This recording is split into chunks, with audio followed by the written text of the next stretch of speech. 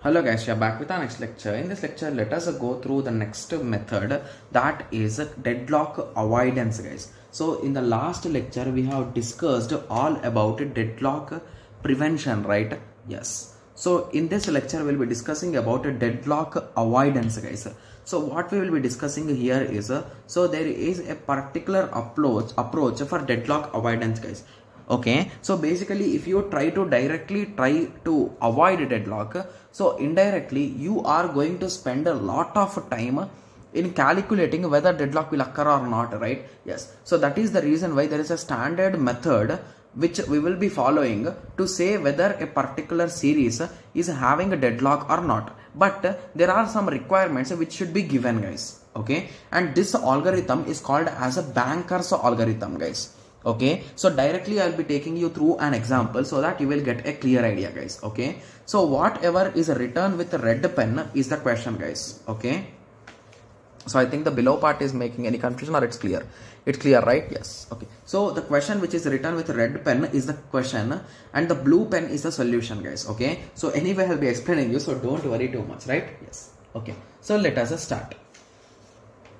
Okay, so the question name is what, guys? Banker's algorithm, and this algorithm is used to avoid a deadlock.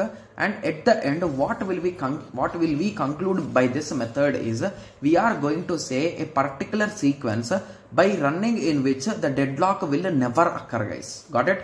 Yes. So that is our goal. So the reason why I'll be saying all these things is you should understand why you are solving the problem, right? Yes. Okay, so now let us start. So what shall I do, guys? So let me write down the whole problem again on this rough sheet, guys. Only then you will understand clearly, right? Yes. So there are totally 4 processes, P0, P1, P2 and P3. So and they clearly told that the allocation. Okay, so there are totally E, F, G. There are 3 types of resources, guys, and this many are allocated for it already. So P0 is having 1 E and 1 G. Similarly, P1 is having 1 E, 1 F and 2 G. P2 is having 1 E, 0 F and 3 G. So in this way it is having some resources. Okay, so these are already allocated. So now along with this allocated, they will give the maximum resources also. So P0 wants a maximum of 431. So it needs 4E, 3F, 1G to solve its request. Okay. Similarly, this needs 214. This needs 133. This needs 541. Okay. And we will be calculating a need from these 2 things. Okay. And they also give the available, guys. So all these 3 things should be given mandatorily, guys, because we cannot assume these things, right? Yes. So they should be given in the question if they ask us to solve the question, right? Yes. So the available resources are, we are having a 3 E's and 3 F's and 0 G's available near us, right? At this moment. Okay. So first of all, let us calculate how much need do each of this process need. So what did they give, guys? So they gave how many resources they need and they gave how many resources they have. So if I subtract the maximum minus allocated, I will get how much they need now, right? Yes. So 4 minus 1 is a 3, 3 minus 0 is a 3, 1 minus 1 is 0. 2 minus 1 is a 1, 1 minus 1 is 0, 4 minus 2 is a 2, 1 minus 1 is 0, 3 minus 3 is a 3, 3 minus 3 is 0, 5 minus 2 is a 3, 4 minus 0 is a 4, 1 minus 4 is 1. So these are the things which are needed by each and every process, right? Yes. And how many resources are already available, guys?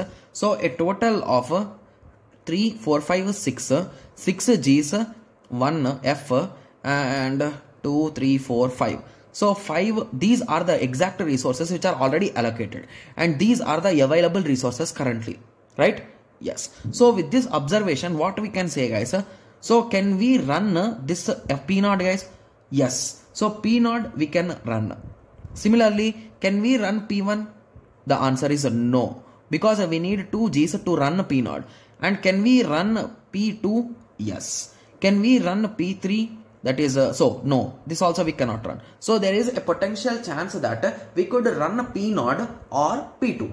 Okay. So with this understanding, what we can say, so there are 2 possibilities here. So which possibility shall I go? So it is 100% dependent on our wish, guys. So in my book, I went with the P2 path. So now let us go with the P naught path. So what's there in that, right? Yes. So let me write down P naught below. Okay. Okay. So now I am trying to go with the P naught path, right? Yes. So P naught is requesting 330. Okay. And how many resources are already with it, guys? So 330 it is requesting and it is already having 101. Okay. So once I gave these resources, assume that it completed its work now. Okay. So now at the end, how many resources will be available near me? So a total of 431 resources are available. Okay. So with this 431, who can I solve, guys? So I cannot. Okay, just give me a second. I cannot solve a P1 because I need additional G again still, right? Yes. I can solve a P2 and I cannot solve a P3 because I need additional F. So with that understanding, I can 100% guaranteely say that I will solve only P2. So after P0, I will solve a P2. Okay, so these are the available resources. So now how many resources will be released by P2, guys? So 1, 0 and 3. So these are the number of resources released by it. So 3 plus 1 is a 4, 3 plus 0 is a 3, 4 plus 1 is a 5. So this many resources are now available. So with these resources, can I solve this? The answer is yes. Can I solve this? The answer is no, because still I need 1 F extra, right? Yes. So now I am indirectly forced to solve a P1. So now I will solve a P1. Okay. So now my available resources are 534 and now this allocated resource will be added to them. So it is a 1, 1, 2. That is a 6, 4 and 6. So these are the end result things, right? So this is also done now. So with this many resources, I am able to solve this particular request, right? Yes. So how many are available? So 200 will be released. So at the end, I got 486 resources at the end. So to cross check, add the resources which are allocated and available, guys. So here also the result is 846. So here also the result is 846. Hence these two are matching. These two are matching. Hence we can conclude that what we did is absolutely correct, guys. So the safe sequence or the sequence in which execution of these processes will not lead to deadlock is P0, P2, P1 and P4. So when I solved in the book, we got P2, P0, P1, P3. Okay, sorry, my bad. So it is not P4, guys, it is P3, because the last one I thought it is P4, but it is P3. Okay, yes. So it's a quite easy question only. The only thing is you should concentrate while solving and assume in this way, guys. So assume that this particular process needs 5 resources here. Okay, so can we sufficient them, guys? So we are having 846, but it cannot sufficient this particular thing. So hence the request cycle will stop here, right? This particular thing cannot even be solved. So indirectly it cannot be solved, right? Yes. So that is nothing but there is no safe state for it. So in that way you can say, got it? Yes. So now let us go through the theory. Okay. So now you understood the problem, right? So how exactly you need to solve, and every 2 years or 3 years we get at least 1 or 2 questions from this particular topic, guys. So it's an interesting and easy topic, but the thing is you should not do any silly mistakes here, because if you do a silly mistake and you will get confused there, right? Yes. So different deadlock prevention approaches put different types of restrictions or conditions on the processes and resources, because of which system becomes slower and resource utilization and reduces the system throughput. So if you recall, we discussed many approaches for deadlock prevention, right? So the major disadvantage of using it is going to reduce the system capacity, guys. So we are checking further conditions.